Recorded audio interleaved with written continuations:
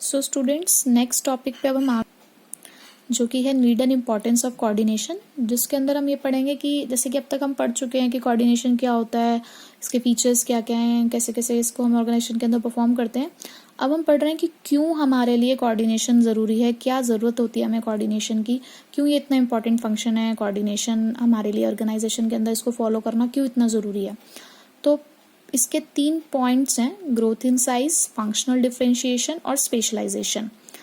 अब सबसे पहले हम पढ़ते हैं ग्रोथ इन साइज। अब अगर आपका एक स्मॉल ऑर्गेनाइजेशन है तो स्मॉल ऑर्गेनाइजेशन के अंदर कोऑर्डिनेशन में इतनी ज़्यादा प्रॉब्लम नहीं आती। जैसे कि अगर किसी की न्यूक्लियर फैमिली है, किसी की जॉइंट फैमिली है, तो न्यूक्लियर फैमिली में इतनी प्रॉब्लम्स नहीं आती हैं, लेकिन जॉइंट फैमिलीज में क्योंकि लोग ज़्यादा होते हैं तो हर किसी के बात करने का तरीका अलग है, हर किसी का काम करने का तरीका अलग है, हर किसी का अपना ओपिनियन, अपनी सोच है, तो वहाँ डिस्प्यूट्स अराइज होने के चांसेस ज़्यादा होते हैं।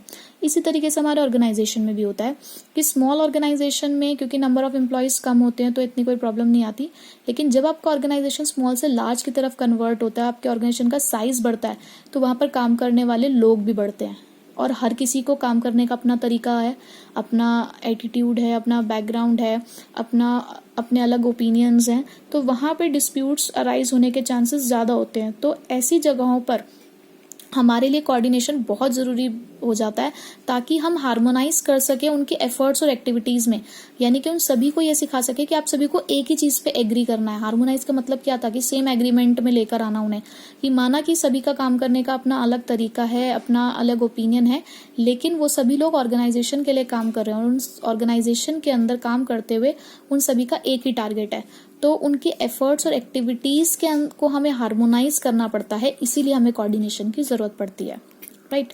Second is functional differentiation.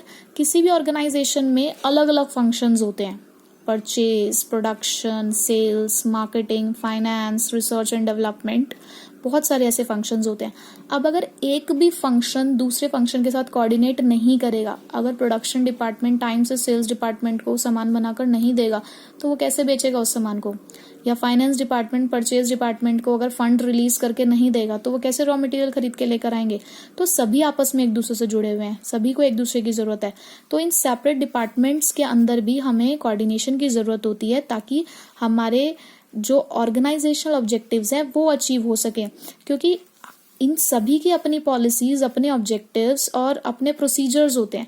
अब अगर ये सभी लोग आपस में कोऑर्डिनेट नहीं करेंगे तो ओवरऑल ऑब्जेक्टिव अचीव नहीं हो पाएगा। तो इन सभी के काम में, इन सभी के एक्शंस में भी यूनिटी लेकर आने के लिए कोऑर्डिनेशन की जरूरत पड़ती है। उसके बाद आता है स्पेशलाइजेशन। आजकल जो हमारा मॉडर्न ऑर्गेनाइजेशन है, उस मॉडर्न ऑर्गेनाइजेशन में स्पेशलाइजेशन की जरूरत होती है, यानी कि हर कोई चाहता है कि हमें सारा काम परफेक्ट चाहिए, हर कोई स्पेशलाइजेशन को डिमांड करता है। तो स्पेशलाइजेशन चाहिए तो उसके लिए स्पेशलिस्ट भी अब हमें एम्प्लॉय करने पड़ते हैं। बट ये जो स्पेशलिस्ट होते हैं वो किसी की एडवाइस नहीं लेते, इन्हें लगता है कि हम सिर्फ यहाँ पर जज करने के लिए हैं, हम किसी का सजेशन लेने के लिए नहीं है। अब अगर ये सारे स्पेशलिस्ट भी आपस में चीज़ पे हार्मोनाइज नहीं करेंगे, अपने एक्शंस को यूनिफाइज नहीं करेंगे, तो उससे हमारा ऑर्गेनाइजेशन सफ़र करेगा। तो कोऑर्डिनेशन की ज़रूरत होती है कि ये स्पेशलिस्ट भी आपस में रिकंसाइल करें अपने इंटरेस्ट, अपने ओपिनियंस को, यानी कि मिलकर चलें एक दूसरे के साथ, ताकि ओवरऑल ऑब्जेक्टिव अचीव हो पाए। तो इसी वजह से कोऑर्डिनेशन की ज़रूरत पड़ती है, क्योंकि हमारे ऑर्गेनाइजेशन का साइज बढ़ता है तो लोग बढ़ेंगे, तो उन लोगों के बीच में कोऑर्डिनेशन लाने की ज़रूरत है। हमारे ऑर्गेनाइजेशन में अलग अलग फंक्शंस होते हैं, उन सभी फंक्शंस में कोऑर्डिनेशन लाने की ज़रूरत है, क्योंकि एक भी फंक्शन के बिना आगे दूसरा फंक्शन नहीं चल सकता। हमें अपने ऑर्गेनाइजेशन में स्पेशलाइजेशन चाहिए होता है, जिसके लिए हमें स्पेशलिस्ट चाहिए होते हैं, और अगर वो स्पेशलिस्ट एक दूसरे के साथ मिलकर नहीं चलेंगे तो हमारे ऑर्गेनाइजेशन का ऑब्जेक्टिव सफ़र करेगा, इसलिए हमें कोऑर्डिनेशन की ज़रूरत होती है। तो ये यहाँ पे आज आपका चैप्टर नंबर 1 फिनिश होता है। अब आपको इन सभी चीज़ों को अच्छे से रिवाइज करना है।